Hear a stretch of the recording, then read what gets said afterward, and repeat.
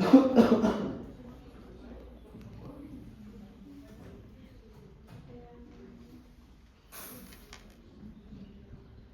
en una de las primeras menciones del punto, en cuanto al tratamiento que mencionó con respecto al tratamiento hormonal, no nos especifica qué medicamento, pero aparte de los medicamentos, hay diferentes tratamientos como el conservador, por ejemplo, el conservador económico, ¿no? Y sobre todo lo que nos menciona es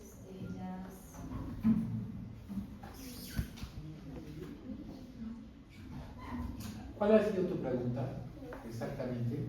¿Qué tratamiento se le daría a una mujer posmenopáusica que no pueda usar esto o que tenga contraindicación? Todos los demás. Pero ¿cuál sería la primera línea de presentación? Todos. Depende del tipo de incontinencia. Si es urgencia, si es incontinencia de esfuerzo. Aunque la incontinencia de esfuerzo, como han visto en el tratamiento médico, no va muy bien. ¿Ya? Hay algunos medicamentos que se pueden usar en incontinencia de urgencia, pero no va muy bien. Principalmente va a la urgencia nutricional. ¿Ya? Y por otro lado, tienes que identificar cuál es el que predomina. Si, no se da el medicamento porque a mí me da la gana de darlo. No. Va a depender si yo tengo urgencia nutricional, si tengo incontinencia mixta o si tengo incontinencia urinaria de esfuerzo. De acuerdo a eso es que se elige el medicamento. ¿Ya? Y todos los tratamientos, generalmente en una mujer postmenopáusica va asociado a terapia venosa hormonal, por lo menos local. ¿Ya? No, salvo que se tenga contraindicación. ¿Alguna otra pregunta? Bien. Esta exposición ha estado mucho mejor que todas las exposiciones anteriores. Bien llevado, bien explicado, puede ser positivas, pero también les tengo que decir que ha habido diferencias entre ustedes. Hay algunos que se han lucido en su exposición y otros que ha estado bien bajita su exposición. ¿Ya? Recuerden que las exposiciones tienen una nota única. La que yo evalúo no solamente la calidad de su exposición, el tiempo, su habilidad para explicar, sino también cómo se desarrollan en grupo. Lo que quiero es que trabajen en grupo. ¿Está claro? Muy bien, tomen asiento.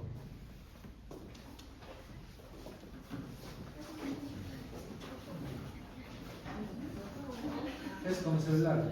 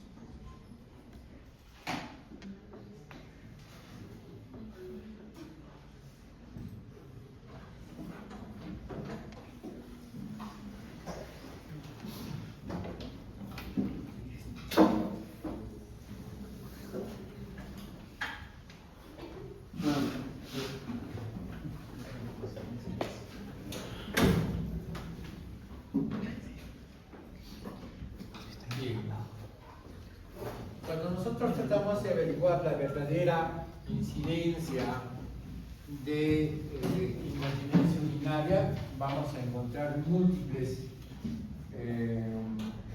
informes con una diferencia bastante variable. Y algunos hablan como que un tercio de la población femenina sufre de incontinencia urinaria y otros hablan de niveles más altos, casi hasta el 50%. Lo cierto es que la incontinencia urinaria se incrementa con ciertos factores, como por ejemplo la edad, como por ejemplo la vanidad, como por ejemplo la obesidad. Entonces, y aparte de ello, que hay sistemas de salud que mejoran su sistema estadístico con respecto al diagnóstico de las enfermedades. Y mientras mejores este sistema, pues la incidencia es mucho mayor. Entonces, vean ahí, cuando hablamos en cifras generales decimos que el 25% desde las niñas de 15 años hasta de 64 años van a sufrir incontinencia urinaria. Entonces vean qué tan frecuente es el problema. ¿Ya? Ahora, hay que saber diferenciar qué cosa es incontinencia. ¿Ya? Como lo vamos a definir más adelante, dice es la pérdida de orina involuntaria. ¿Ya? Pero todas las mujeres, ¿ya?, van a tener pérdida de orina involuntaria, todas, sin excepción. ¿Ya? Ustedes van y hagan o no hagan deporte, se ponen a jugar vóley, ¿no? Y en un salto determinado, pues se les va a escapar la orina, ¿ya? Y van a mojar su truza, ¿ya? Y eso es completamente normal, pero eso no es incontinencia urinaria, ¿ya? Eso es porque la mujer tiene su uretra corta, ¿ya? Ese es el motivo. Pero ese es uno de los motivos también por los cuales después va a ser incontinencia urinaria de esfuerzo. Obviamente que la historia clínica va a ser importante en este tipo de pacientes, ¿ya? Esto nos va a permitir a nosotros determinar no solamente desde cuándo tiene la paciente pérdida de orina involuntaria, qué factores pudieron haber intervenido en el mismo, sino también determinar qué tipo de incontinencia urinaria es que tiene el paciente. Como bien han visto, existe, y eso le faltó a la exposición de ustedes, ¿no?, hacer una figura de la uretra y de la vejiga y de establecer dónde están los principales receptores que tienen que ver con la fisiología de la admisión y de la retención urinaria. Eso era importante. Aunque lo han explicado parcialmente en la exposición, no ha habido una diapositiva en este sentido, que sí era importante. ¿Y por qué? Porque múltiples medicamentos que tienen que ver en el tratamiento de la hipertensión, hipercolesterolemia, diabetes, síndrome metabólico, influyen o pueden producir o pueden tener efectos en la pérdida involuntaria de la orina.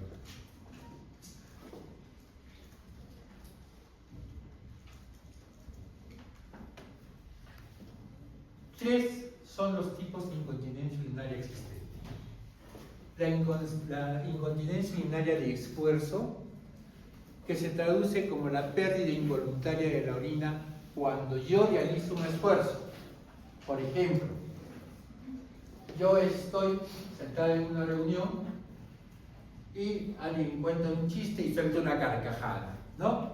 E inmediatamente pues tengo una pérdida marcada de la orina y me siento incómodo, ¿no? O cuando yo corro, o cuando subo o bajo gradas, o cuando levanto una bolsa. Ejercicios que normalmente no debería producirme a mí la posibilidad de la pérdida de orina. O pudiera ser que yo tengo de repente un súbito deseo de querer orinar. Bueno, me levanto, voy al baño, un poco apresurado porque me está ganando la posibilidad de que se me escape la orina, y llego a la puerta del baño y se me escapa la orina. No llego a estar en el baño. ¿Ah? O yo puedo tener una combinación de estas. Entonces, la primera se llama incontinencia urinaria de esfuerzo. La segunda se llama urgencia admisional o incontinencia urinaria de urgencia. Pero una gran parte, por no decir la mayoría, va a pertenecer al tercer grupo, ¿ya? O la incontinencia urinaria mixta. Y es que no es posible siempre determinar o que haya solamente una incontinencia urinaria de esfuerzo pura o una incontinencia urinaria de urgencia pura. La gran mayoría, como les vuelvo a repetir, van a pertenecer a una incontinencia urinaria mixta, ¿ya? El estudio para determinar el tipo de incontinencia urinaria se hace a través de un examen llamado urodinamia. Entonces, ya les mencioné también que si bien yo tengo un problema de presiones para hablar de incontinencia urinaria de esfuerzo. Cuando hablo yo de incontinencia urinaria de urgencia, estoy hablando principalmente de una serie de contracciones que se producen involuntariamente y en forma desordenada. ¿Ya? Esa es la característica de cada una de los dos tipos de incontinencia urinaria.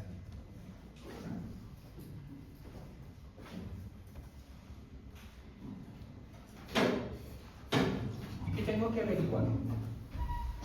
Tengo que averiguar, por ejemplo, qué antecedentes personales de importancia tienen. Por ejemplo, se me ocurre, ¿quién tendrá más incontinencia?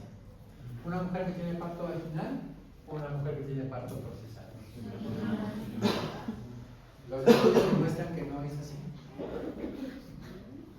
Pero la parte más importante es el embarazo, la gestación, y no el tipo de parto. Solo el parto traumático sí tiene una mayor incidencia en incontinencia urinaria, ¿ya? Pero un parto vaginal bien llevado no conlleva necesariamente a que haya una mayor incidencia en incontinencia urinaria. Entonces, te tengo que preguntar cuánto tiempo tiene este problema. Desde hace cuánto tiempo ella es que ha perdido orina y cómo ha ido su evolución, ¿ya? Puede que antes pues se le presentaba muy esporádicamente y cuando realizaba un esfuerzo realmente marcado, vamos a suponer, levantar un peso no habitual para una mujer, o que de repente tenía que de repente sentarse bruscamente en un sillón o pararse, pues hacía que perdiera orina. Pero últimamente, cuando levanta el sillito, se le escapa la orina, ¿no? O cuando hace pequeños esfuerzos como toser, se le escapa la orina, ¿no? Y entonces tengo que averiguar sobre ello.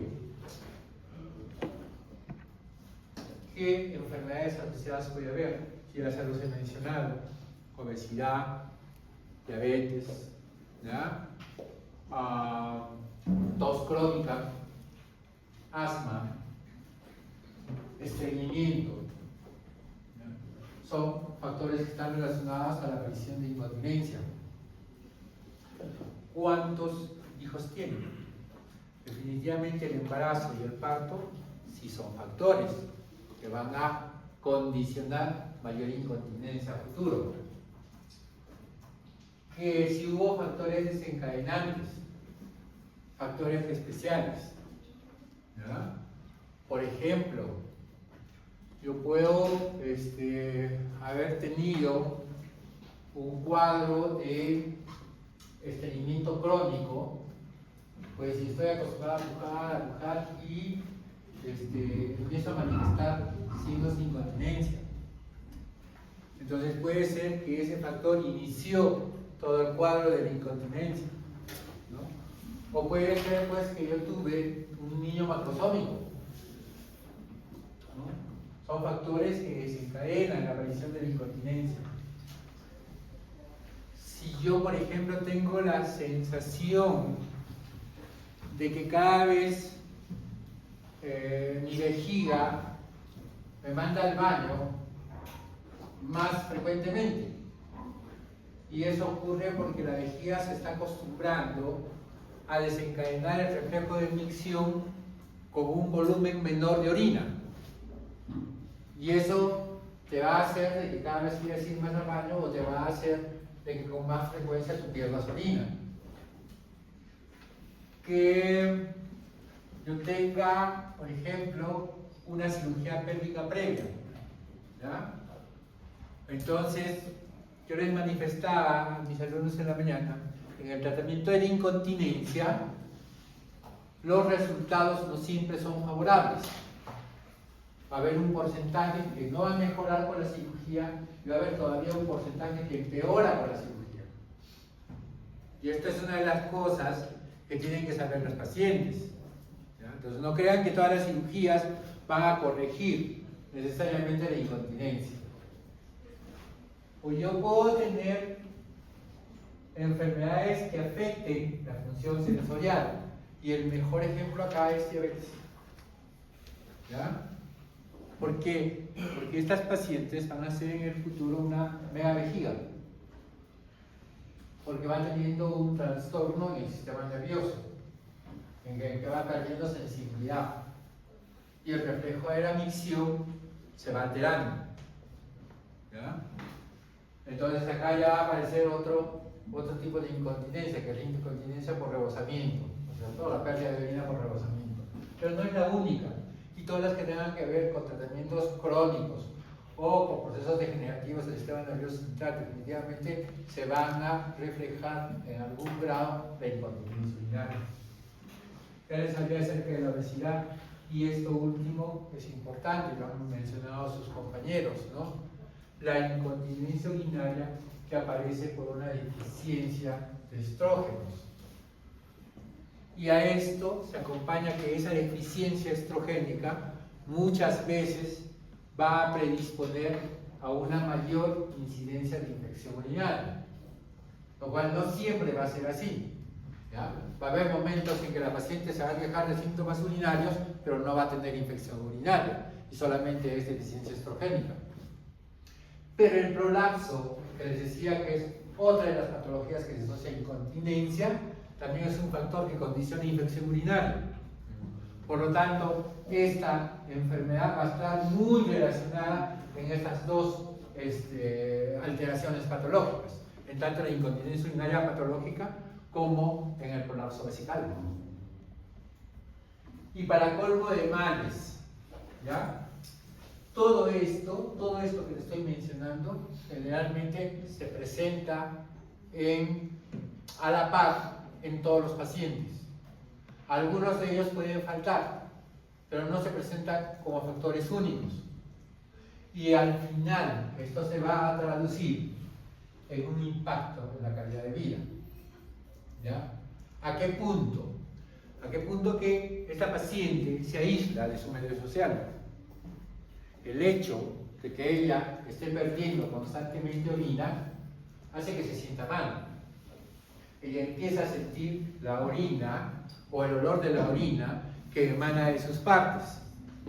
Y obviamente ella no quiere que su círculo que la rodea tenga esa misma sensación.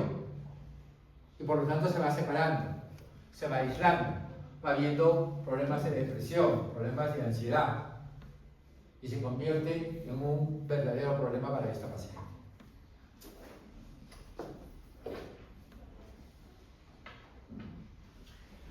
¿Qué significa incontinencia urinaria? Y vean, esto es en Estados Unidos. ¿Se acuerdan que yo les dije que el 25% de las mujeres de la sexta década que van a sufrir incontinencia urinaria? Vean aquí, ¿ya? Hasta el 45% de las mujeres adultas. Y esta cifra yo sí creo que es más real y es más evidente. ¿Ya?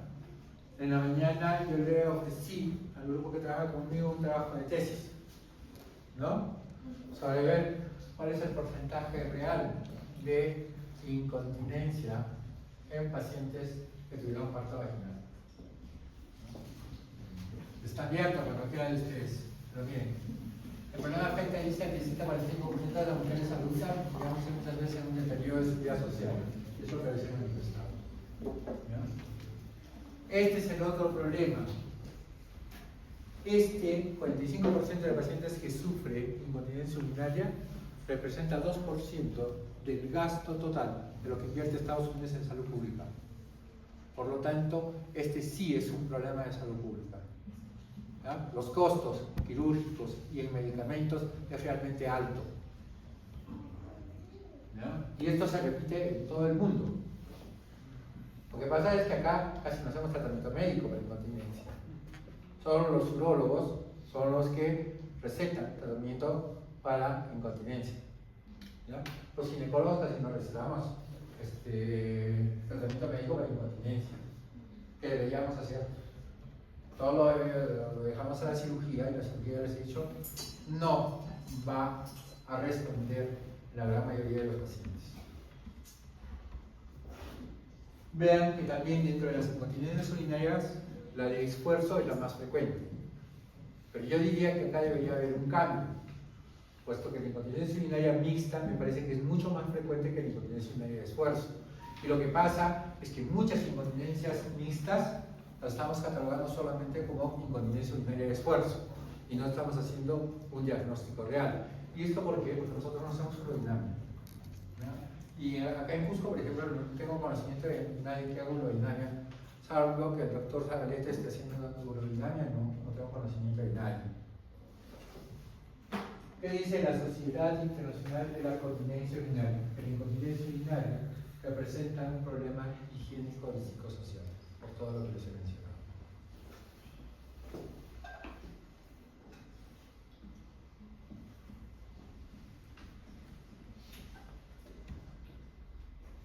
Una quinta parte de las pacientes que hacen incontinencia urinaria tienen un trastorno emocional bastante marcado.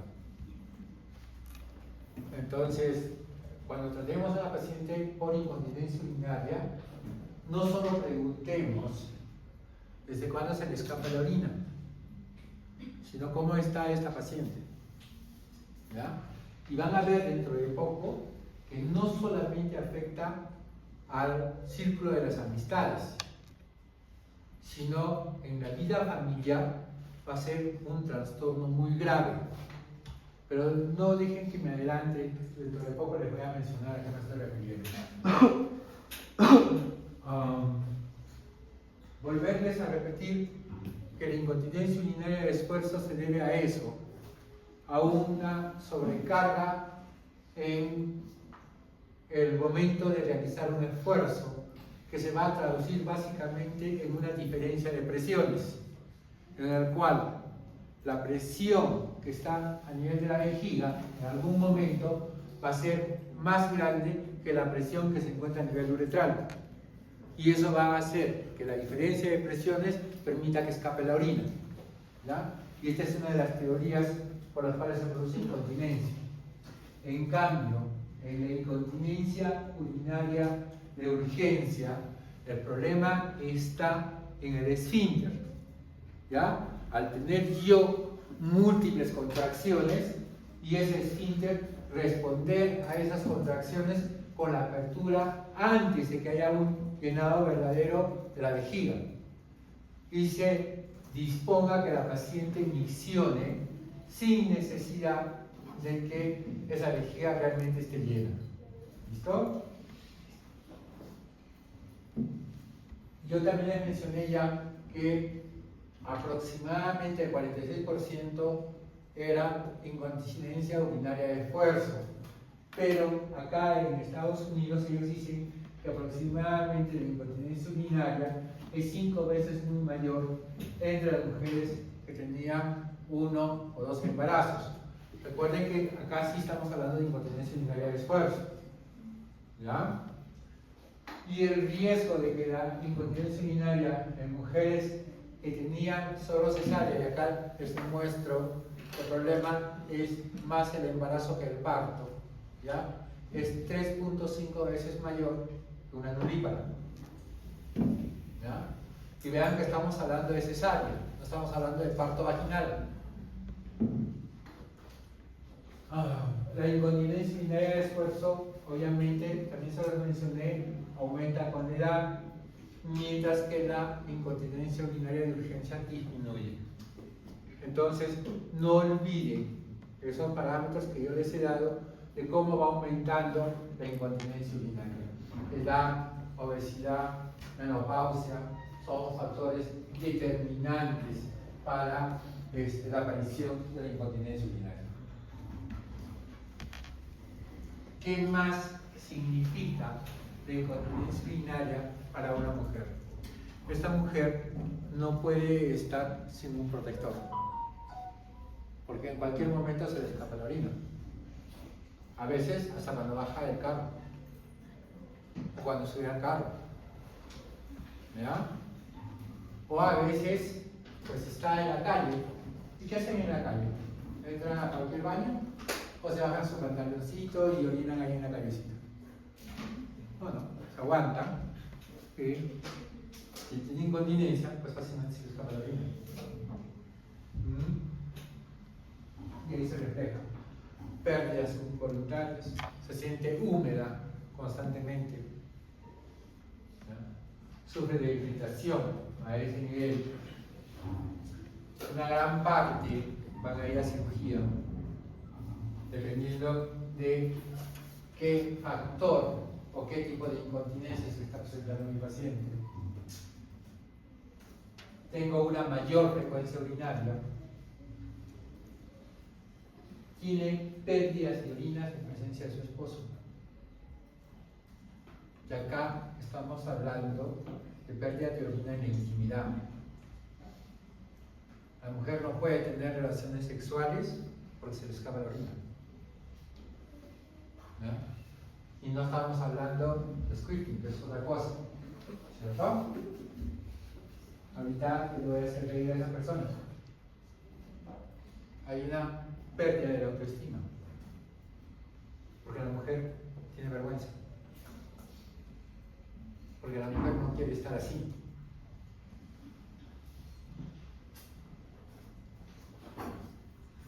Pérdidas que ocurrían durante sus relaciones sexuales, genera ansiedad, genera depresión, genera enojo.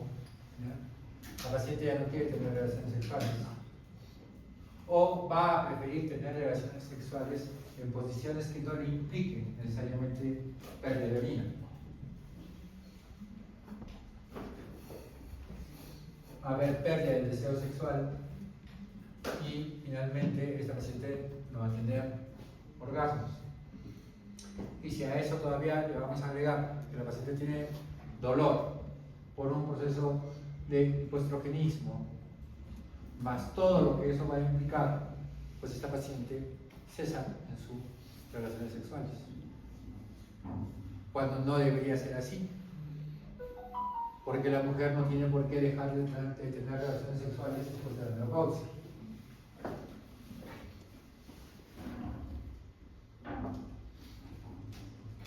Una vez que ya se terminó el problema, una vez que tú sospechas que tu paciente tiene incontinencia urinaria, muy bien, tú tienes que ir al examen ginecológico, ¿no? Y en el examen ginecológico hay muchas cosas que yo tengo que revisar, ¿no? Primero, como ven ahí, el paciente está en posición ginecológica. Y si yo te digo que uno de los principales problemas es el problema de hipoestrogenismo, pues tengo que buscar signos de hipoestrogenismo en la mujer. Y entonces voy a ver cómo está la vagina. ¿Tiene dolor? ¿No tiene dolor? ¿Tiene arrugas? ¿No tiene arrugas? La mucosa vaginal es pálida, ¿no? Signos que me hablen a mí de que la paciente realmente está con hipoestrogenismo, ¿cierto? A diferencia del resto del organismo, la vagina, ¿cómo tiene que ser cuando es joven? ¿Debe tener arrugas o no debe tener arrugas?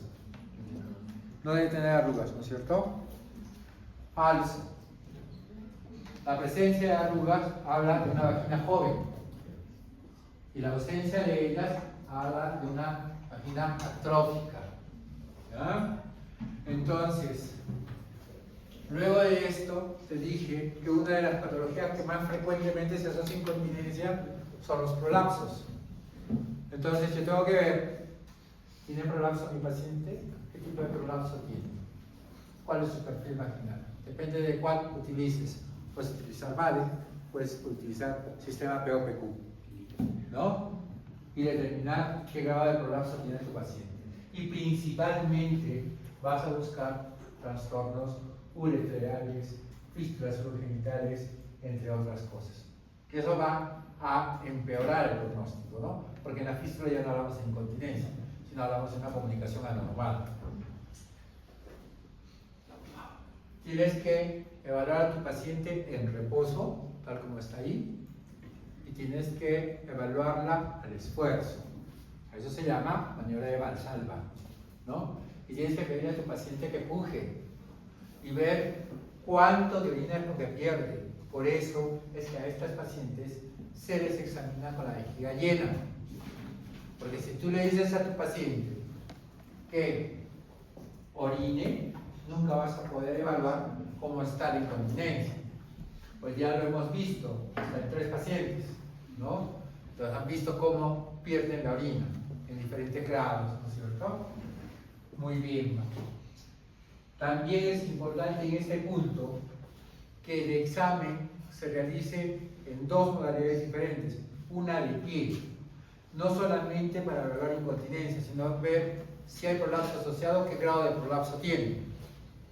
Y otra es ya se me fue. Bueno, ahorita no me acuerdo. Perdón. Y la otra es que se tiene que evaluar al paciente cuando se reduzca el prolapso. ¿Ya? O sea, no solamente con el prolapso después de la maniobra de esfuerzo, sino tú tienes que reducir el prolapso porque muchas veces, sobre todo cuando el prolapso es severo, va a enmascarar una incontinencia urinaria. Es por eso que tienes que reducir el prolapso y con el prolapso reducido se pide a la paciente que puje. Y otra cosa que me olvidaba es que siempre, pero siempre tienen que colocar un espéculo, ¿ya? Para ver cómo están las paredes y qué grado de prolapso existe en la pared anterior y en la pared posterior. Y esto es importante.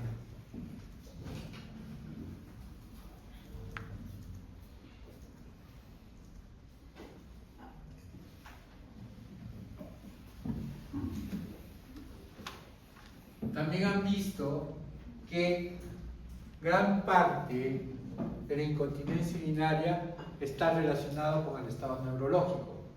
Ya hemos hablado al respecto. Pero ¿cómo evalúo yo el estado neurológico? Pues es sencillo. Hay tres reflejos que yo nunca debo olvidar como mínimo al examinar incontinencia urinaria de esfuerzo. ¿Y qué estoy evaluando? Básicamente nervio pudendo. ¿Listo? Entonces, yo tengo el reflejo pulvo-cavernoso, ¿ya? Que viene a ser como el reflejo cremasteriano, en el cual, con algún estímulo, se estimula el clítoris y yo voy a ver el reflejo pulvo-cavernoso, ¿ya? El otro es el reflejo cutáneo anal, ¿ya? Entonces, igual, ¿no? Con una pluma, no con un alfiler, ni con una aguja. En el margen del ano se estimula. ¿Y cuál va a ser el reflejo? Pues se cierra el ano. En relación interesfínter, ¿no es cierto? Pero más que eso. Y finalmente tenemos el reflejo venatoso. Tú le pides a la paciente que tosa y evalúas cómo está la musculatura vaginal.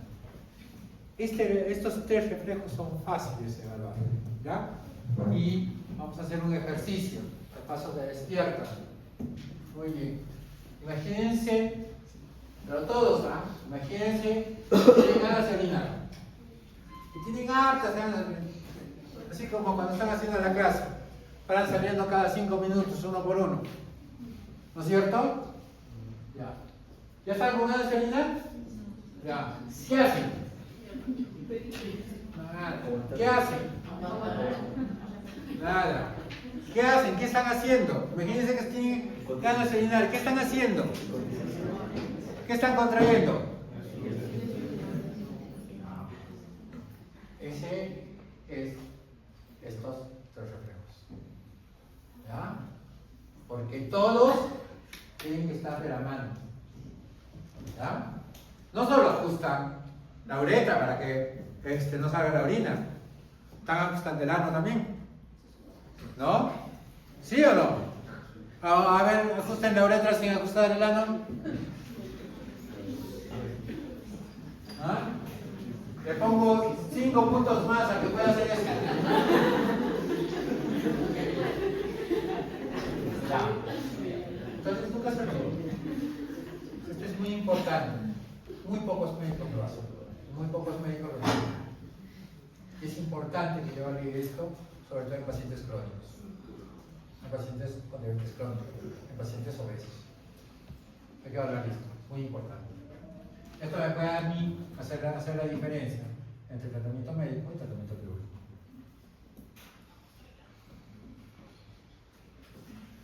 Y lo más importante, que yo tengo que hacer un estudio funcional del piso pélvico. ¿Ya? Y esto sí que es difícil. ¿Ya? Pero este es el estudio más importante que me va a permitir a mí definir, esta paciente tiene un trastorno en el piso pélvico, por eso es la incontinencia. Pero hasta la fecha, con todo lo que se sabe, con todo lo que se conoce, no hay un método, no hay una forma de evaluar correctamente el piso pélvico. Y es que en el piso pélvico no solamente tengo que evaluar a los músculos, tengo que evaluar las fascias, tengo que evaluar el tejido conjuntivo, tengo que evaluar los compartimientos. Y esto no es muy sencillo. Es por eso que muy pocos también se dedican a esta parte. Pero déjame enseñarte una manera fácil, o por lo menos no muy tediosa, para comprender cómo se debe estudiar el piso pélvico.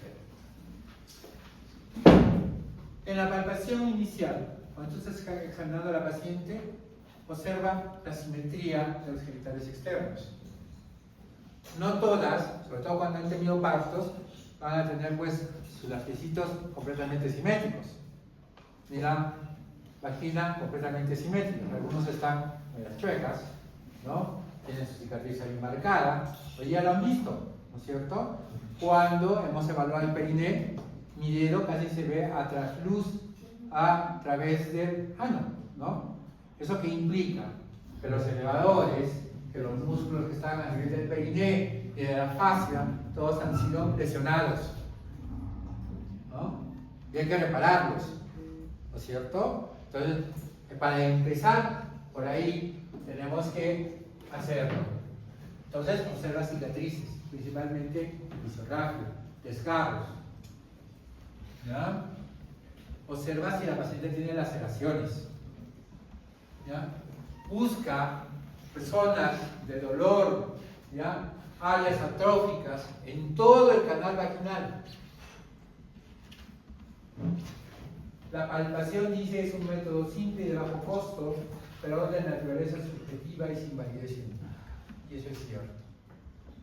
Te da una idea, pero no refleja necesariamente la alteración que pudiera tener la paciente en cuanto a incontinencia.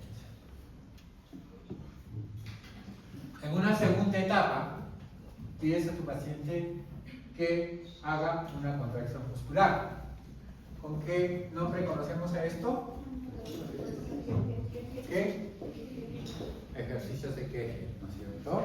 Y entonces vemos qué tan fuerte es la contracción. Tampoco no esperen que ahorque sus dedos, pero sí que sientan la contracción muscular, ¿no? Para ver cómo está ese estado muscular. Entonces, ya lo dice, ¿no? Estudiar la fuerza y la funcionalidad de los músculos del piso pélvico. Eso es lo que voy a evaluar. ¿Listo? Ahora, la contracción muscular depende del estado de conciencia. Si es un paciente que no colabora, que tiene algún trastorno, pues no me sirve este estudio, ¿no? Y obviamente también depende de quién está realizando el examen físico. Entonces, si nosotros comprendemos también un plumón, delegada, que tiene un plumón, préstame. Gracias.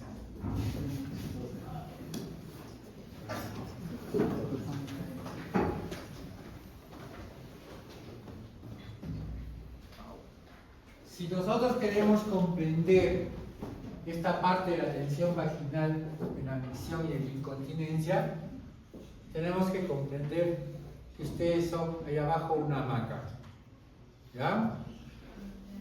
Y entonces ustedes tienen acá un hueso medio triangular, perdón, ya no soy dibujante, que es el pubis. Y acá tienen un hueso en forma cóncava, que es el sacro. Muy bien. De adelante y hacia atrás, ¿cuáles son los huequitos que tiene la mujer? ¿O los orificios? Uretra. Muy bien. ¿Qué? Vagina. ¿Ya? ¿Y qué más? Ajá. El ano. Perfecto. Y esto tiene al piso pélvico, ¿verdad? Principalmente acá están los elevadores. Entonces los músculos, los vasos musculares hacen esto. ¿Verdad? ¿Listo? Hacen esto.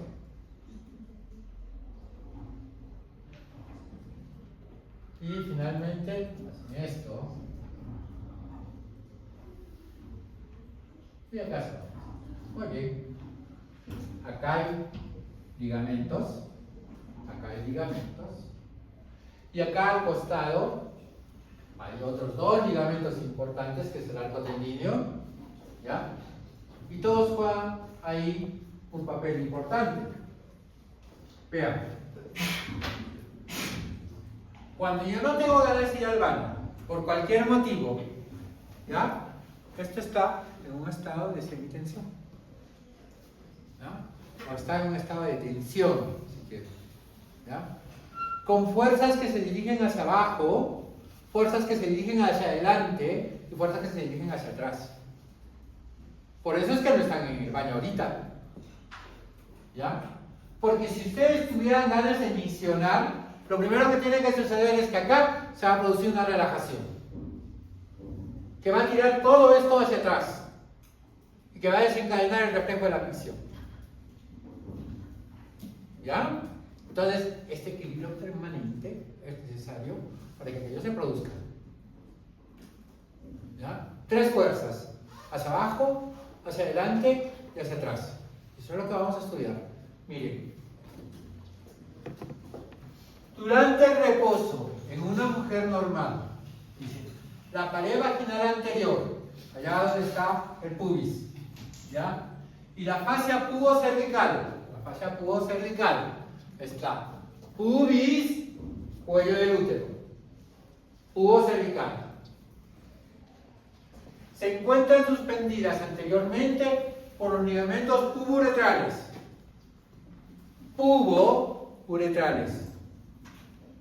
Pubo cervical, pubo uretral.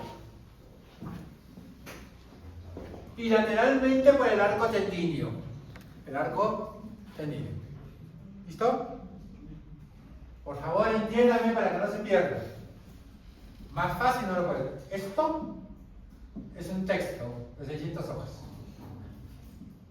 ¿Ya? Y posteriormente, por los ligamentos uterosacros, donde está el cuello, acá, y se va al sacro. ¿Ya? ¿Recuerdan que lo hemos visto en anatomía? Espero, ¿no? Le van a dar su examen. En esta situación, la pared vaginal es tensionada en tres direcciones, lo que les mencionaba. Anteriormente, por la contracción del eje pubococcígeo, del elevador del ano. Posteriormente por el elevador del ano e inferiormente por el músculo longitudinal del ano. Esto es la base de la continencia urinaria. Las alteraciones en este nivel van a dar problemas en 3 espacios y en 6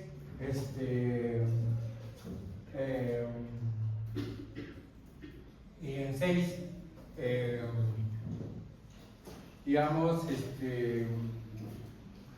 ay, se me fue la palabra, perdón, ¿ya?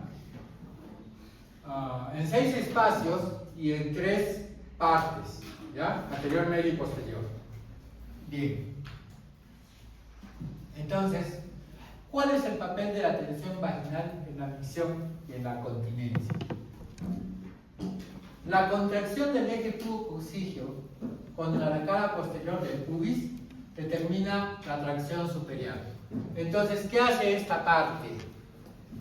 Acerca la uretra al pubis, ¿no es cierto? Y si acerco la uretra al pubis, el esfínter de la uretra, ¿qué hace? Se cierra. ¿Listo? Se cierra. Determinando la tracción superior y anterior de los ligamentos pubo-uretrales y uretropélvicos, resultando en el cierre e inmovilización del tercio medio de la uretra. Cuando esto no se cumple, primer factor para incontinencia. Cuando esto se estimula más de lo frecuente, por las contracciones repetidas, primer factor para incontinencia urinaria por urgencia. Ahora, simultáneamente, yo les dije, si el de delante está jalando, ¿no? ¿Qué pasa atrás? ¿No? En una situación de reposo, la mejilla es traccionada posteriormente. ¿Ya? O sea, aparte que no estoy jalando hacia adelante, también la estoy jalando hacia atrás. ¿No es cierto? Y para abajo, por el elevador y por el músculo longitudinal del ano, determinando el cierre del cuello vegetal. O sea que aparte, si yo estoy jalando hacia acá adelante, también hay un poco de retracción, porque el músculo longitudinal del ano lo va a jalar justamente hacia el ano. De tal manera que la parte anterior de la uretra tampoco se abre. ¿Ya? Dos mecanismos.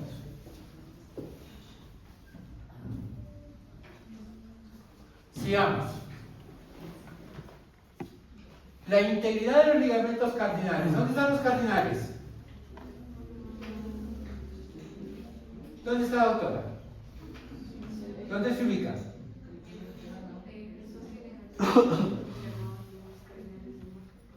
Sí, ¿dónde están? A nivel del cuello uterino. Muy bien. ¿En qué? ¿En el horario o en el esquema de un reloj de manecillas a qué horas estaría?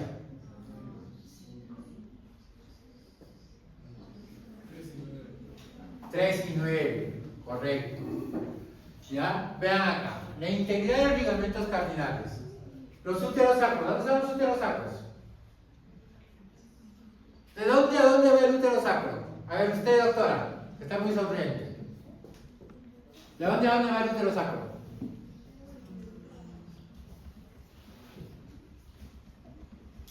Si es útero sacro, ¿de dónde a dónde va? Del útero al sacro. Muy bien, doctora, va a sacar 20. Claro, ¿no es cierto?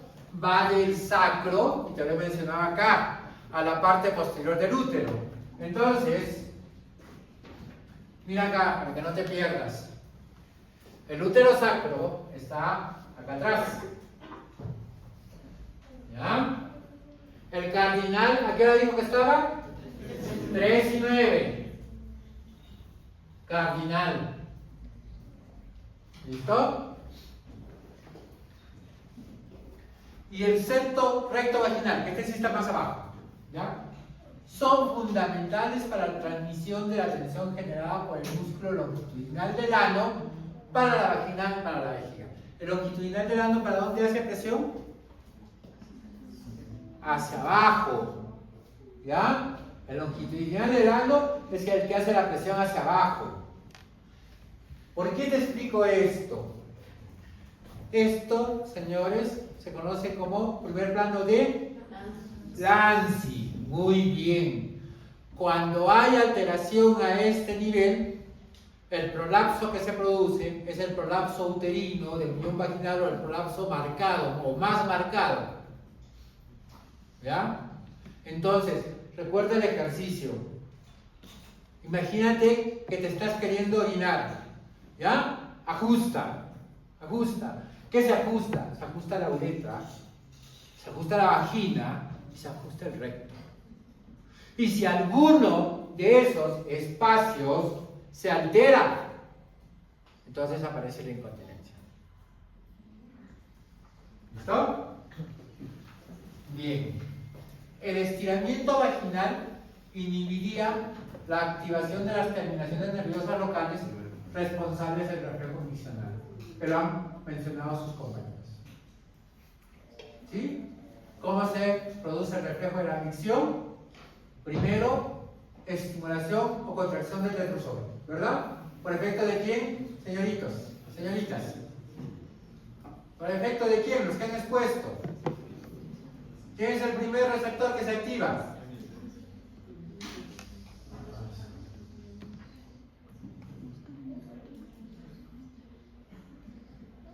¿Quién expuso la micción? ¿Dónde está? ¿Cómo empieza la micción? Es por un reflejo parasimpático, es por un reflejo parasimpático en Ya, que estimula qué receptores.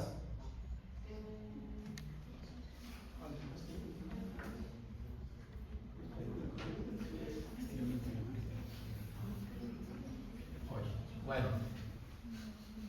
ya.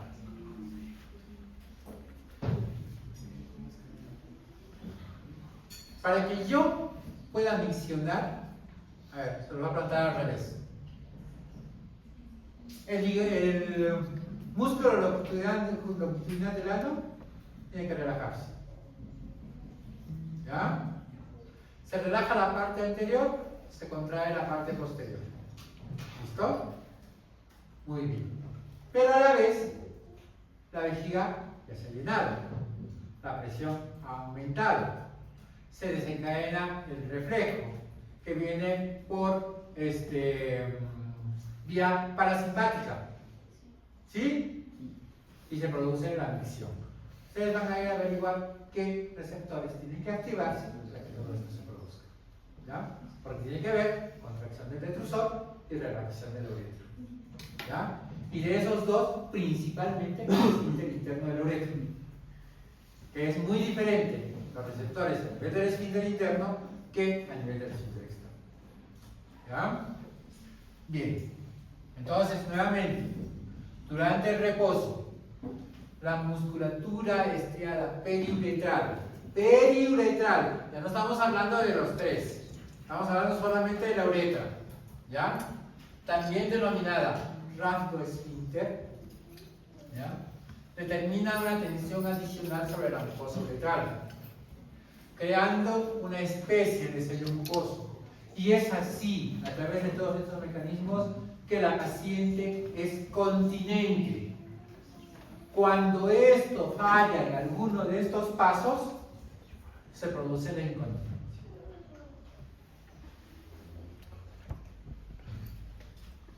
Bien. Ahora vamos al revés. ¿Ya? ¿Qué pasa en la micción? Todo ocurre al revés.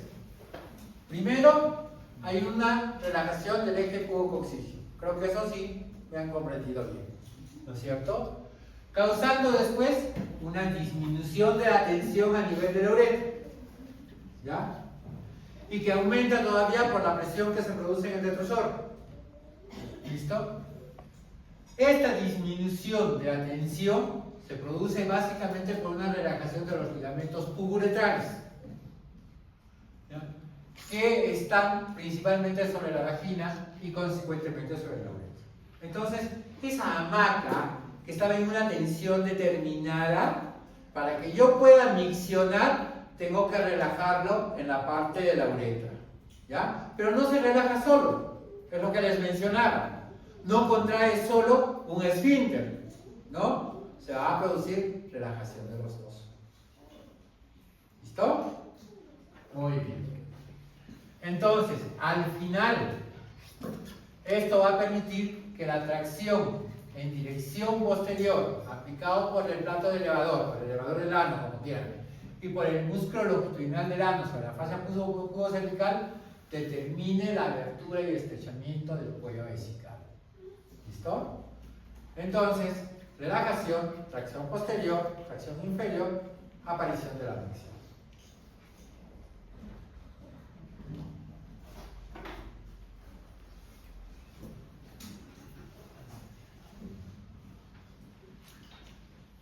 Simultáneamente, este estiramiento causaría la activación de las terminaciones nerviosas responsables por el desencadenamiento del reflejo miccional.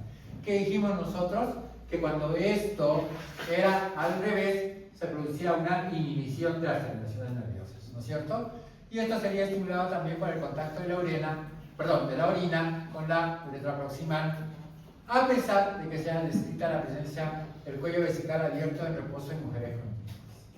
Y es que cuando hablamos de incontinencia, a pesar de que lo que yo te estoy pintando es lo último que se sabe sobre incontinencia urinaria, hay muchas cosas que no nos explicamos.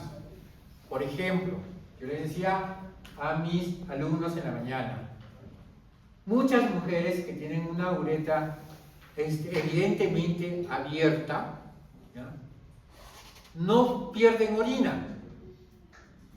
Y muchas mujeres con una uretra normal, yo ya he visto 3 ejemplos, al menor esfuerzo pierden orinas. Y este es un ejemplo de lo que está diciendo acá. Y es que este mecanismo por el cual la uretra se puede hacer continente o incontinente no es fácil de estudiar.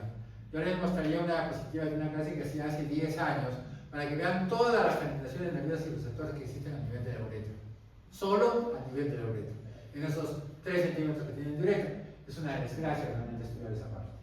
¿Ya? Pero me pongo contento si es que por lo menos conocen esta parte. Entonces, una prueba más de todo lo que les estoy mencionando. Miren todas las teorías que existen sobre incontinencia. Y vamos desde las más antiguas a las más modernas. ¿Ya? La teoría de alteraciones del eje uretrovesical y el posicionamiento uretral, también conocida como teoría de Kelly-Boni. ¿Ya? Ustedes han escuchado hablar de una técnica que se llama colporrafia anterior y posterior masificatura de Kelly, ¿no? Viene por esta teoría. Y esta es la teoría pues que habla que entre la vejiga y la uretra existe una determinada presión, que cuando se sobrepasa esa diferencia de presiones entre la vejiga y la uretra se produce la micción. Qué fácil, ¿no? Pero no es así. ¿Ya? No es el único mecanismo. Entonces la teoría decía que si yo por algún motivo perdía el ángulo que existía entre la vejiga y la uretra, pues yo me hacía incontinente. Y por eso que las técnicas quirúrgicas, ¿qué hacían? Elevar ese ángulo nuevamente uretrovesical para darle continencia a la paciente. Lo cual les mencionaba, no siempre iba a producir continencia en la paciente. ¿Ya? Pero es una teoría. Luego venía la teoría de las alteraciones en la transmisión de las presiones. Y era muy parecida a la anterior, solo que este era más drástico y decía, basta que la presión a nivel del difusor sea mayor que el que se presenta en la uretra o que sobrepase la presión de la uretra para que se produzca pérdida de orina. Tampoco era totalmente aceptado. Luego aparece la teoría de la disfunción esfinteriana, en el cual dicen que hay una alteración en el soporte anatómico y hay una deficiencia de cierre del esfínter uretral. Tampoco es aceptado para todas las pacientes. ¿Ya? Obviamente, si yo tengo un defecto de cierre a nivel del esfínter interno o anatómico, pues tengo altas posibilidades de tener incontinencia. Pero ya les menciono que hay muchas pacientes que tienen aparentemente un cierre defectuoso de la uretra, pero no son incontinentes. ¿Ya? Y luego tenemos la teoría de Hammond, ¿ya? Que dice que aquí lo que hay es un problema en la fascia pubocervical. ¿Ya? ¿Dónde está la fascia pubocervical? Acuérdense, entre el pubis y el cuello. ¿Ya? Esta fascia pubocervical, que originalmente es la parte principal que da el soporte a la vejiga, porque la fascia pubocervical pasa por acá, ¿recuerdan? ¿Ya? La uretra está acá, y si nosotros lo viéramos ahora longitudinalmente, ¿no? El pubis así, ¿ya? El sacro acá. Entonces, acá está la uretra, la vejiga, el útero, ¿ya? El útero, y por acá está el intestino. Bien. Esta fascia va desde acá hasta acá. Y es la fascia que le da la principal o el principal sostén a la vejiga para que no descienda. ¿Ya? Por eso él dice que habría un defecto en esta fascia, lo cual no proveería ese soporte al cuello vesical, que normalmente está establecido, ¿no? Y esa red que debería haber no existe, o está rota, o tiene una falla, y por lo tanto aparecería la incontinencia. Bueno, al final apareció Petros, y Petros, que es el que propone esta teoría, la teoría integral, dice que no hay una sola persona que tenga la razón. que todas esas teorías tienen algo de cierto, pero que no son totalmente ciertas. ¿Ya? Y dice que la debilidad anatómica, ¿ya?, en la pared vaginal anterior, por defectos de la propia pared vaginal, o de los ligamentos, o de las fascias, o de los músculos, todos intervienen en la aparición de la incontinencia urinaria. ¿Ya? Y esta es la teoría a la fecha más aceptada para incontinencia urinaria. Y cuando tú tienes una paciente con incontinencia urinaria, pues tú vas a tener una disfunción del piso pélvico. ¿Ya? ¿Y qué cosa quiere decir disfunción de piso pélvico? No solamente va a aparecer incontinencia urinaria de esfuerzo, sino que tu paciente puede tener incontinencia fecal. Y van a ver que los dos se producen por defectos en el mismo compartimiento. ¿Ya? Que tu paciente va a tener disfunción sexual. Y no solamente porque se le escapa la orina, sino porque no puede llegar al orgasmo. O porque tiene dolor con las relaciones sexuales. ¿Ya? La paciente va a tener dolor pélvico. Y finalmente va a tener prolapso genital. A estos síntomas que aparecen en la incontinencia urinaria se llama síndrome de disfunción del piso pélvico.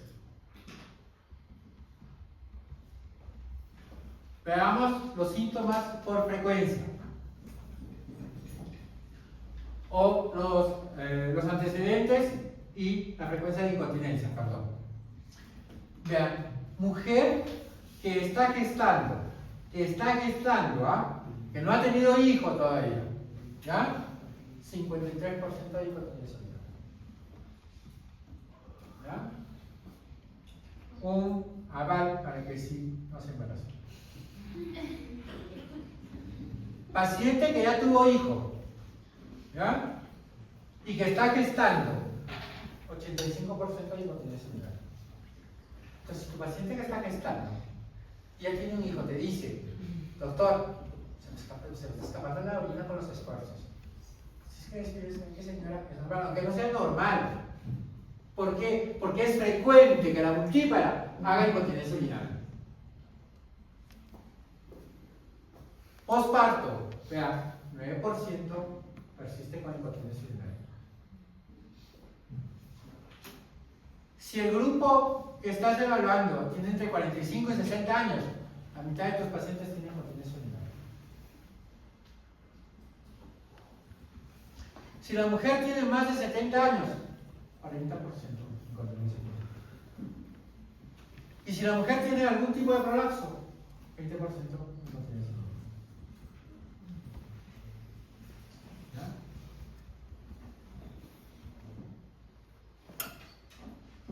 ¿Con qué más se va a asociar incontinencia urinaria aparte de los prolapsos que te he mencionado? Infecciones urinarias frecuentes. ¿Ya? O sea, no solamente los prolapsos se acompañan de infección urinaria. Neuropatías, ya hemos hablado al respecto, les he puesto el ejemplo de la diabetes, ¿no? Y problemas de demencia, ¿no? Ellos sí tienen que andar con su pañuelito.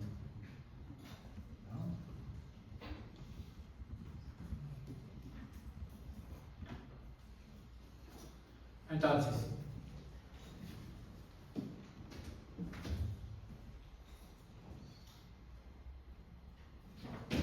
vamos a terminar la clase.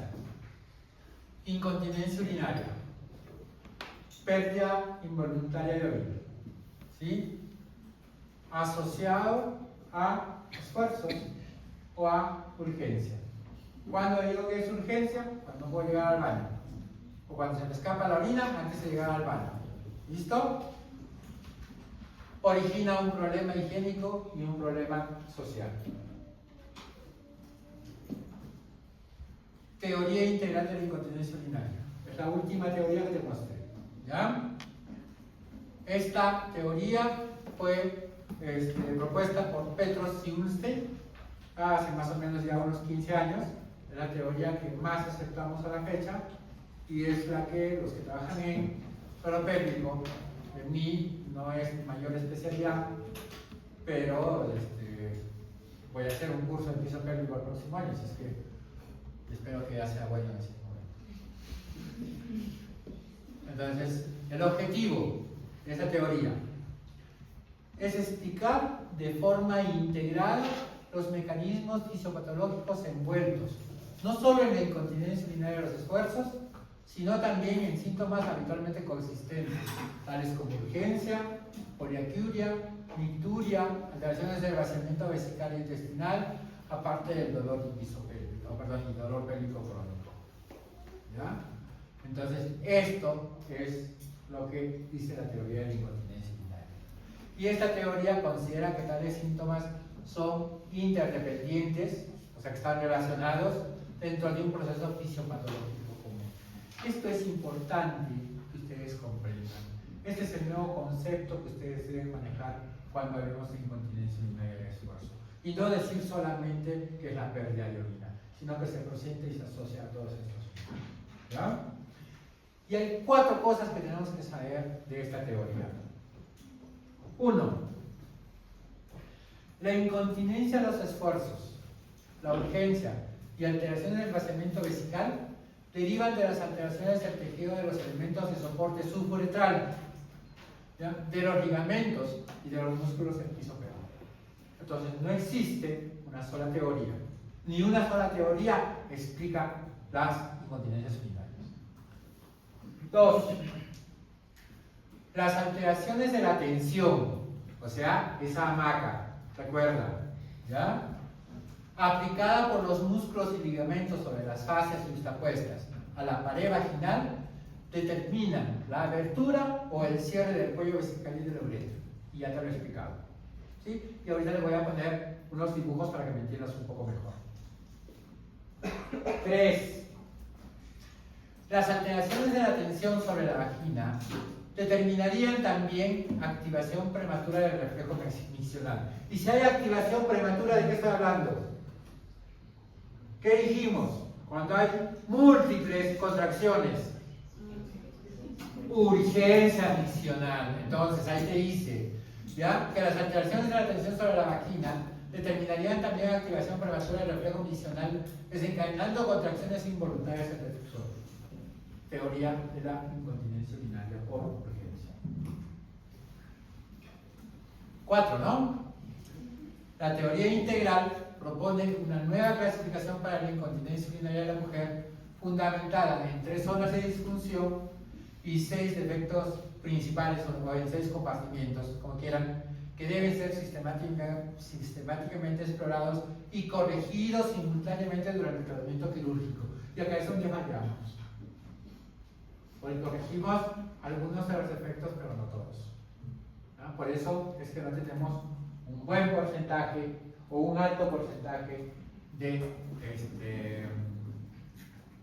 cura en este tipo de pacientes. Bien. Para comprender esta parte, entendamos esta diapositiva. 3 músculos, 3 ligamentos. ¿Ya? Y esos son la base para el funcionamiento de los mecanismos de fricción, evacuación, continencia. 3 músculos, 3 ligamentos. Vamos con el primero. En la capa superior. ¿Ya? ¿Recuerda qué te dije?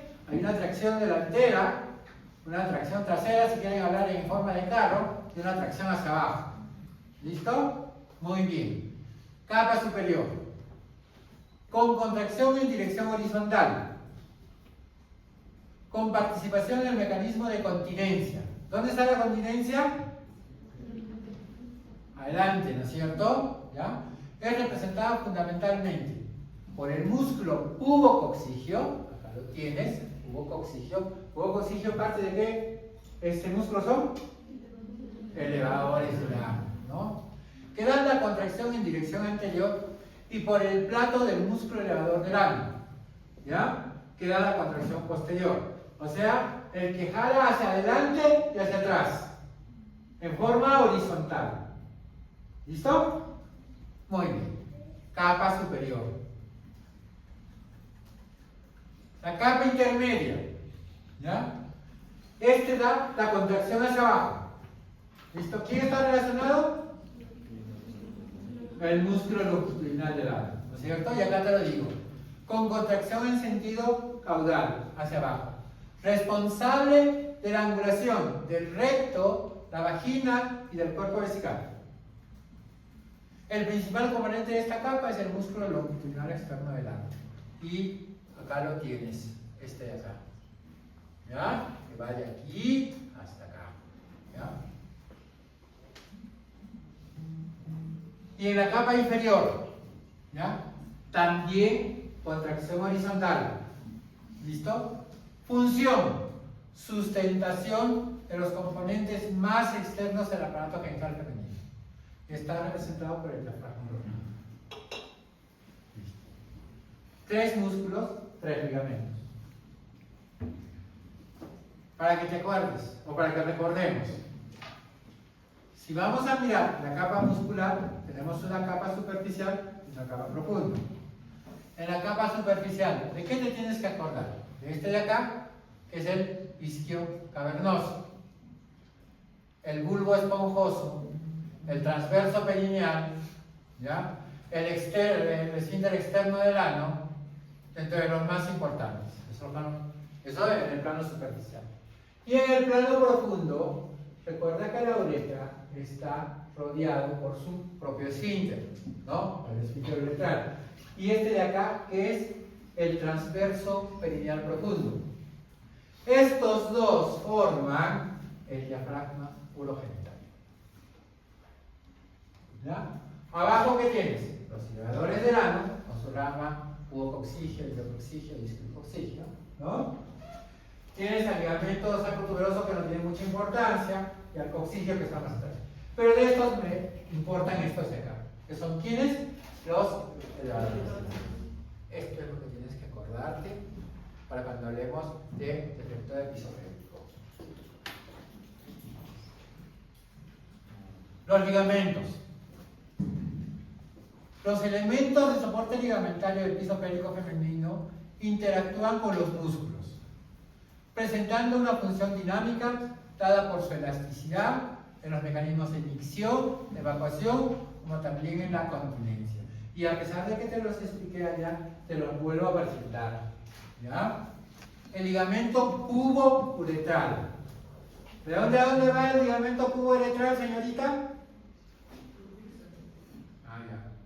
Espero. Presenta una porción prepúbica y una retropúbica, o sea, una por delante y una por atrás. ¿Ya? Se insertan bilateralmente en el arco tendíneo, allá lo tienes, el arco tendíneo, de la fascia pélvica a nivel del tercio uretral medio. Esta zona es muy importante, y acá te lo he escrito. La región comprendida entre los ligamentos pubo-uretrales, o sea, el tercio uretral medio, y el cuello vesical es denominada zona de elasticidad crítica. ¿Por qué? Porque su comportamiento dinámico es considerado fundamental en el mecanismo de micción y de la continencia urinaria. Y acá lo tienes. Y es lo mismo de allá. ¿Ya? El pubis, la vejiga. ¿Listo? A los costados que dije, el arco tendíneo. Acá tienes el arco tendíneo a ambos lados. Entonces, ¿qué ligamento es el que estoy estudiando? El pubo-uretral. ¿Y de dónde va? De la parte anterior del pubis, de la parte posterior, va por debajo de la vejiga y se inserta en el arco tendíneo. ¿Listo? Y también te dije que este espacio es la uretra, ¿ya? Comprendido entre el ligamento pubo-uretral o en el tercio anterior, está la denominada zona de elasticidad crítica. ¿Ya? Ligamento pubo-uretral. Segundo ligamento. El ligamento uretropélvico. Estos se originan de los anteriores. ¿Ya? Ahí tienen su origen. Y se funden en la región central, constituyendo el principal elemento de soporte suburetral. Que ya te lo presenté en el segundo dibujito, ahí te lo he presentado.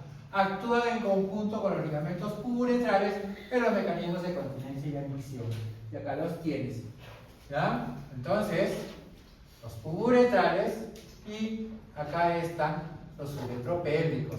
Y mira que por acá está la uretra. Entonces, ¿qué hace el uretropélvico? El uretropélvico le hace como una camita. ¿Sí? Y este es el principio de la malla. ¿El TOT qué hace? Dice, acá hay una falla, entonces yo voy a reforzar esta falla levantando la uretra hacia arriba, ¿no? Bien, este es. Eso es para que ustedes entiendan por qué se coloca una malla. ¿Ya? Tercer ligamento, el ligamento útero-sacro. ¿Dónde tiene que estar? Del útero al sacro, ¿no? O del sacro al útero mejor. Se origina en la cara anterior del sacro y se inserta en la fascia pubocervical en el ápice vaginal, integrando el anillo pericervical. ¿Y quiénes integran el anillo pericervical? El útero sacro y los ligamentos cavernosos. Listo. Muy bien. Y ahí lo tienes. Ahí está el dibujo completo. ¿Ya? Uretrales, los uretropélvicos, los arcos tendíneos, y hacia atrás y rodeando en parte al cuello cervical los uterosacros. Y acá están los cardinales.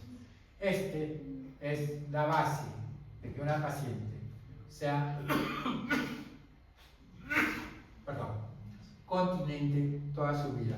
Y la pérdida o la alteración en alguno de estos sectores es que va a hacer que yo sufra algún grado de alteración del piso pélvico. No es lo mismo, solo que este es un resumen de cuando te mostré la presión que hacen los músculos, ¿no? Hacia adelante, hacia atrás y hacia abajo. Hacia adelante, el tubo coxígeno, hacia atrás, el elevador del ano, y hacia abajo, el longitudinal del ano. Muy bien. Es lo mismo. No, no es lo mismo. En la diapositiva anterior está hablando cómo se produce la micción. ¿Ya? Entonces, ya se me está acabando el tiempo, por eso estoy corriendo, pero mejor regreso. Miren, acá, cuando estamos en reposo. ¿Ya? Ahí tiran las tres fuerzas, ¿verdad?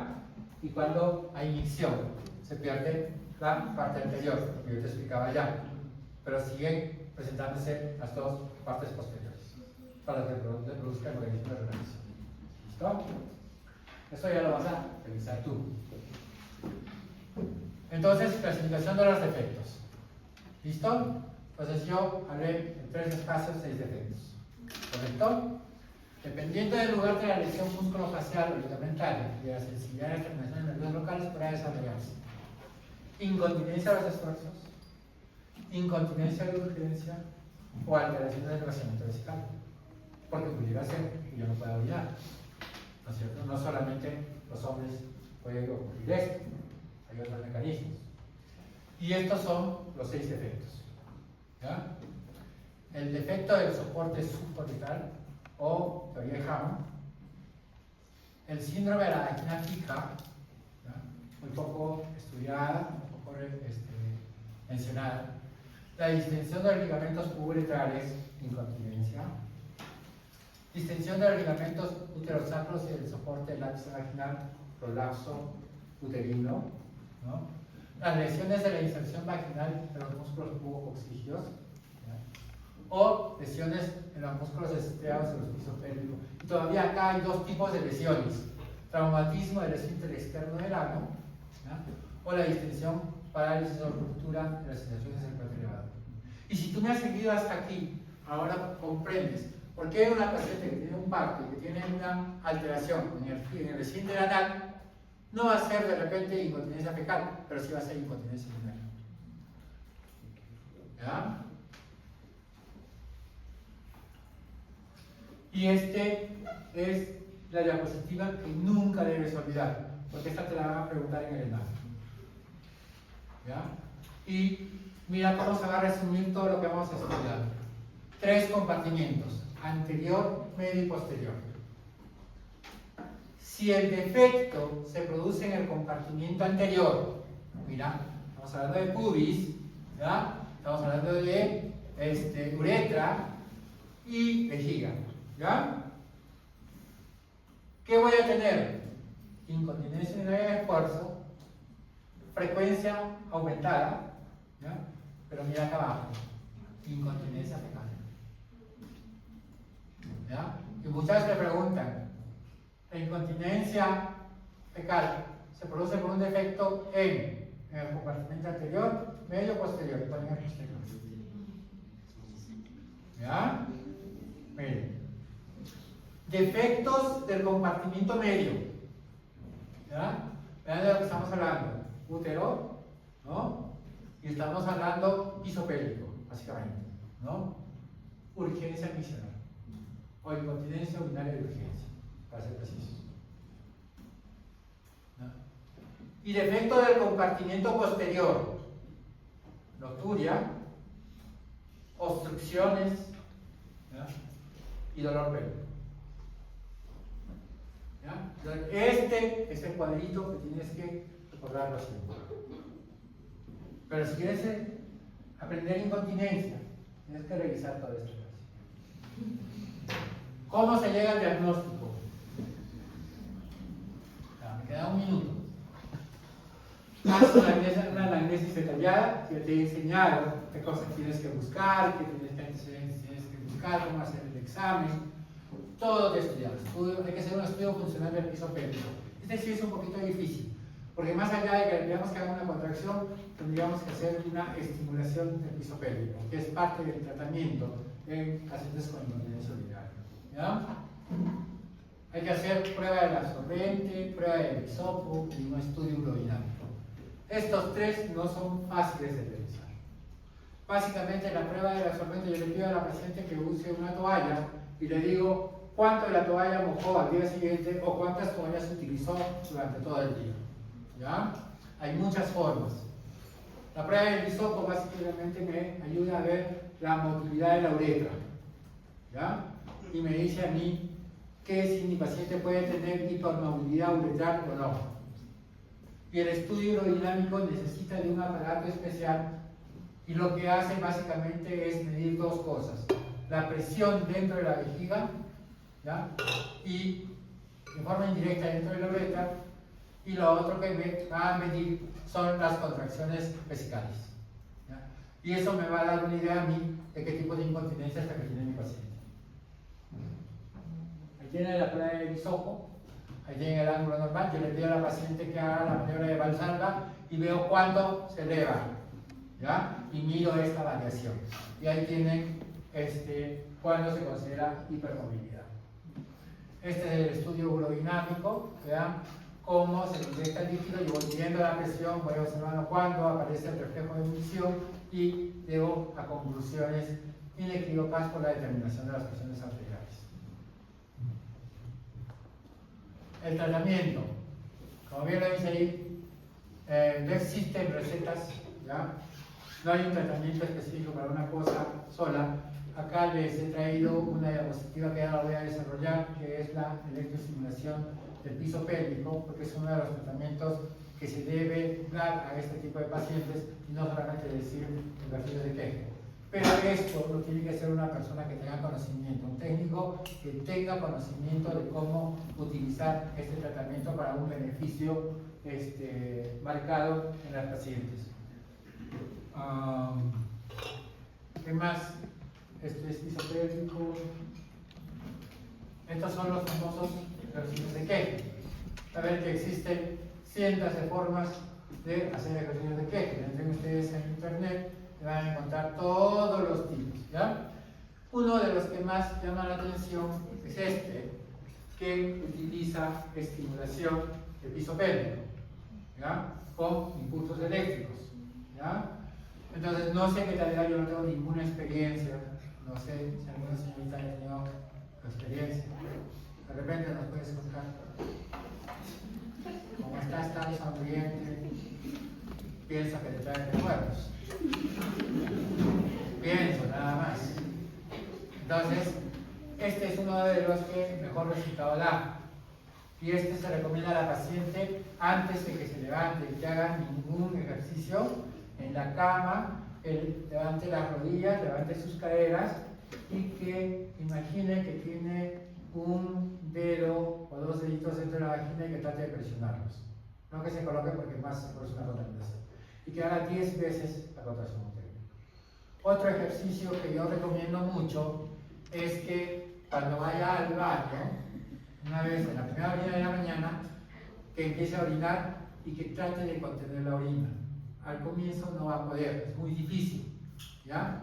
Una vez que lo logre, una vez que contenga la orina, que suelte y que trate de volver a contener. Este también es una buena forma de hacer un ejercicio de Kegel adecuado sin supervisión, ¿ya? Pero que le va a ayudar a fortalecer los músculos del piso pélvico. ¿Qué otra cosa tienes que hacer? Hay que tener un cambio de estilo de vida. Si tu paciente es obesa, tienes que decirle que tiene que bajar de peso, que tiene que dejar de fumar, ¿ya? Que tiene que haber una buena ingesta de líquidos, que tiene que, si la paciente sufre de estreñimiento, hay que corregirle la dieta, más que darle laxantes, hay que estimular el consumo de fibra, de fruta, de menestras, verduras, para que de cereales, ¿no? Yo recetaba antes el salvado de trigo, pero después de la pandemia dejó de haber y ya me olvidaba hasta de recetar. Pero el salvado de trigo con yogur, por ejemplo, es un buen estimulante para evitar el estreñimiento, ¿ya? Y si le sumas a eso hierro, pues ya le ayuda un poco más, porque la mayoría de los pacientes sufren de electroestimulación perineal, ya les mencioné, hay que hacer reeducación vesical, ¿ya? Y se puede utilizar también dispositivos intravaginales como pesarios. El problema de esto es el que puede producir perforación de la vagina y generalmente se utiliza en mujeres ya de una edad bastante prolongada. ¿Qué más podemos hacer en el tratamiento? Usted lo ha mencionado, podemos dar estrógenos en todas las pacientes postmenopáusicas, podemos dar agonistas de los receptores alfa-adrenérgicos, agonistas de los receptores beta-adrenérgicos, antidepresivos anticíclicos, inhibidores de la recaptación de serotonina y norepinefrina, que muy bien lo han mencionado sus compañeros, ¿ya? Y luego yo puedo hacer también como parte del tratamiento una suspensión de la pared vaginal, o puedo hacer procedimientos suprapúbicos. Entonces, ¿qué quiere decir esto? Que yo puedo recuperar o tratar de recuperar la función normal que existe en la relación uretrovesical al tratar de reconstruir el ángulo uretrovesical. Y eso yo lo puedo hacer por vía vaginal, por diferentes medios, sea que yo hago una picatura de Kelvin, o yo coloco una malla TOT, o otro procedimiento como puede ser la aplicación de un sling o un mini sling, ¿no? O puedo hacer un procedimiento quirúrgico suprapúbico, cuya finalidad va a ser lo mismo, porque si por vía vaginal yo coloco un aditamento que tenga esta forma de un cabestrillo con la finalidad de hacer un soporte, yo por arriba también puedo hacer lo mismo, solo que en vez de subir el techo, si estoy arriba, lo que voy a hacer va a ser levantar el techo, ¿no? Y entonces yo tengo diferentes técnicas, como la técnica de Burch, como la técnica de Marshall, que cumplen con esta función. Y a propósito, estas dos técnicas, sobre todo la de Burch, es la que más se recomienda, es el gold standard. Ese es el estudio con el que se comparan todas las otras técnicas para decir si es buena o no es buena, ¿ya? Entonces ahí tienen todas las técnicas, y acá déjenme mostrarles.